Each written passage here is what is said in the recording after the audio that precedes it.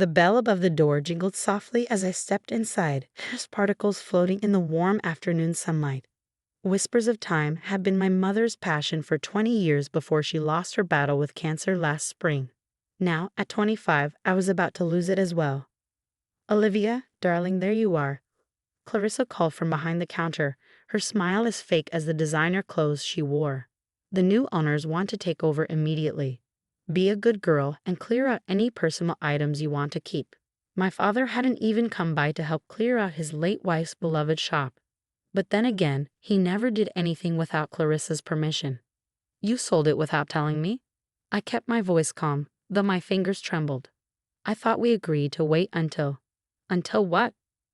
Clarissa interrupted, scrutinizing her perfectly painted nails. "Until you somehow managed to come up with the money to buy it yourself. On a librarian's paycheck." She laughed, the sound grating like broken glass. "The shop was bleeding money. Your father and I made an executive decision." I scanned the shop, taking in the carefully arranged displays my mother had once put together. Each item had a story, a piece of history my mother had carefully researched. "How much?" I asked. "What did you sell it for?" "That's really none of your business, is it?" Clarissa smirked. "But don't worry, your father and I will put the money to good use. We were thinking of updating the bathroom." Naturally, everything my mother had worked for, everything she had cherished, would be sacrificed for Clarissa's constant remodeling and endless shopping sprees. I moved through the shop like a ghost, gathering the few mementos I couldn't bear to leave behind. My mother's reading glasses still sat by the register. Her favorite scarf was draped over the office chair.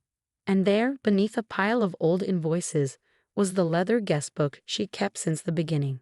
I had always loved that book, reading through the messages left by customers about their cherished finds. My mother had insisted on documenting every sale, every interaction, weaving a tapestry of memories and connections that stretched across the years. "Oh, you're not keeping that relic, are you?" Clarissa wrinkled her nose. "That should have been tossed out long ago." "It's just a book," I murmured, slipping it into my bag. "For memories. Memories don't pay the bills, darling." She checked her watch, annoyance flashing in her eyes. "The cleaners will be here soon to clear everything out. Don't waste time." I waited until she was gone, then sank into my mother's chair one final time. The leather of the guest book was soft with age, and I opened it slowly, inhaling the familiar scent of paper and ink. My mother's neat handwriting filled the pages, each entry a snapshot of a sale. May 20, 2003. Sold Victorian cameo necklace to Mise Allen. Original owner believed to be Charlotte Bront. Further research needed. As I turned the pages, something caught my eye. Tiny numbers, written in my mother's hand, but in a different ink. They appeared sporadically, always after certain sales. I recognized the shorthand she taught me for accounting when I was young. But these numbers didn't match the sale records. They seemed like reference numbers, pointing to something else. The last entry was from only a few weeks before her passing. March 28, 2023. Sold Art Nouveau emerald brooch to collector. Provenance verified. See reference #3482. Beneath it, in shaky handwriting, "Remember the Cellar Archive, Olivia." Some treasures can't be measured in money. My heart skipped a beat. The Cellar Archive, a small room beneath the shop where my mother had kept her research files. Clarissa probably had no idea it existed, hidden behind old storage shelves and accessible through a secret door. I glanced at the clock. 45 minutes until the cleaners arrived. Just enough time to see what my mother had been trying to tell me. The cellar door creaked as I descended, foam flashlight guiding my way through a sea of neatly organized files. And there, arranged by those same reference numbers, was something that made my blood run cold. My mother hadn't been just keeping records of antiques. She had been tracking stolen artwork and artifacts, documenting their journeys through history with incredible detail. Each entry in the guest book matched a file containing research, historical documents, and correspondence with museums around the globe. I snapped photos of everything, my hands shaking as I realized the gravity of what she left behind. Then carefully, I replaced the files and headed back upstairs. Clarissa was already back, tapping her foot impatiently. "Finally, find anything useful in all that junk?" I clutched the guest book tighter. "Just memories," I said quietly.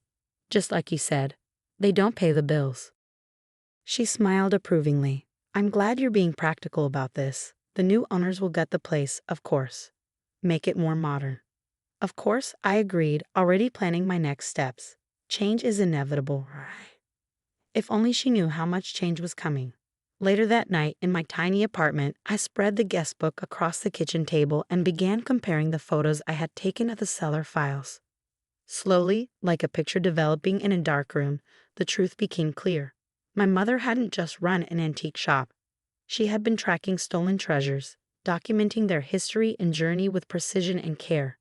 Each numbered entry in her guest book corresponded to a file containing provenance research, historical records, and correspondence with institutions worldwide. Then my phone rang. Clarissa. Olivia, dear, the cleaners found some old files in the basement. Should we just have them thrown away? I gripped the phone tightly. No, I'll come pick them up. They're just research notes. Family history. If you say so, Clarissa sighed. Though I don't know why you're holding on to all this dusty nonsense. I raced back to the shop, my heart racing. The basement files were stacked in boxes, ready for disposal. Clarissa watched me with barely concealed contempt as I loaded them into my car. The new owners are starting demolition tomorrow, she announced. They're turning it into a high-end yoga studio, much more fitting for this location. I nodded absently, my mind focused on the documents I discovered. One file in particular had caught my eye. Details about a collection of Renaissance art that had vanished during World War II. My mother had traced several pieces through multiple owners, documenting their journey up to the present day, including, incredibly, a painting hanging in Clarissa's living room. That new painting you bought last month, I said, keeping my voice even. The Italian landscape. Where did you find it? Of that little thing. Clarissa preened. Private cellar. Quite a deal, actually. Why? Just curious. It's beautiful. She had no clue that she had bought looted art. No idea that my mother had spent years meticulously documenting its history, building a case for its rightful return.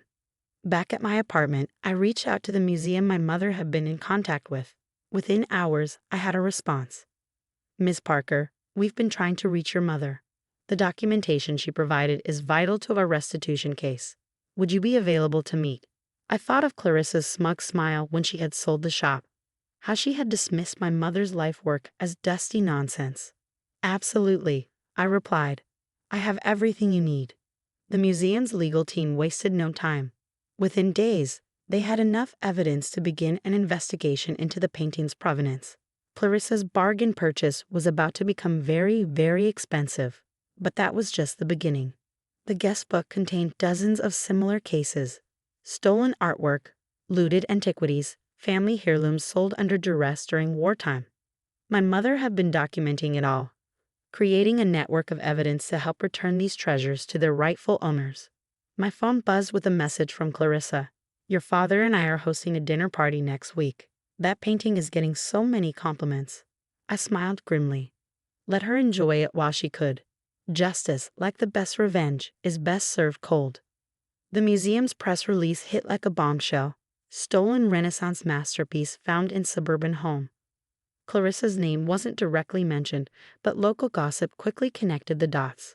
Within days, her social circle was buzzing with whispers about how she had unknowingly bought looted art. But that was just the start. My mother's documentation led to a series of revelations that shook the art world.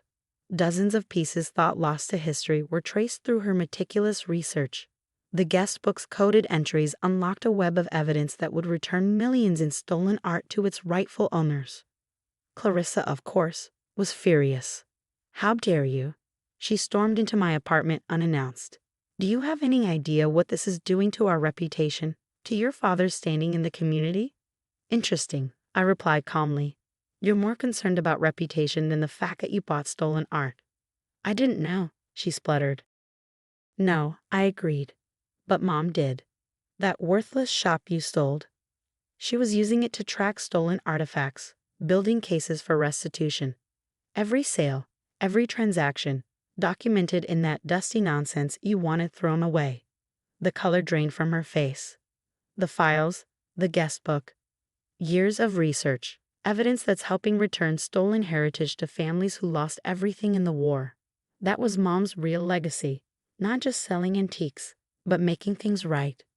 The fallout was extraordinary. Clarissa had to surrender the painting, of course. The private seller turned out to be part of a network dealing in questionable antiquities. Authorities were eager to investigate that connection. My father, finally shaken from his Clarissa-induced haze, was horrified. Your mother. All those years she was doing this. She tried to tell you, I said. But you were too busy letting Clarissa take over your life to notice. The new owners of the shop, faced with the public outcry, backed out of the deal. The Yoba studio plans were scrapped. Clarissa's dreams of pocketing a quick profit evaporated as the sale fell through. Instead, with the museum's backing, I reopened Whispers of Time, not just as an antique store, but as a research center dedicated to art restitution. My mother's work would continue, her mission expanding beyond what even she could have imagined. Clarissa and my father eventually moved away, their social standing in tatters. She never understood that some things, justice, heritage, truth, are worth more than quick profits and shallow appearances. The guest book now sits proudly in the shop, its coded entries a testament to one woman's quiet determination to right historical wrongs. Beside it, a photo of my mother, smiling as if she had always known how this would unfold. Sometimes late at night as I work on new cases, I swear I can feel her presence. In the careful organization of her files and the stories hidden between faded ink lines, in the justice that is finally being served. Clarissa thought she was just selling an old shop. Instead, she unleashed a reckoning decades in the making, because some treasures can't be measured in dollars, and some legacies are worth more than any price tag. My mother knew that, and thanks to a simple guest book and her daughter's determination, the world knows it too. That's a legacy even Clarissa can't diminish.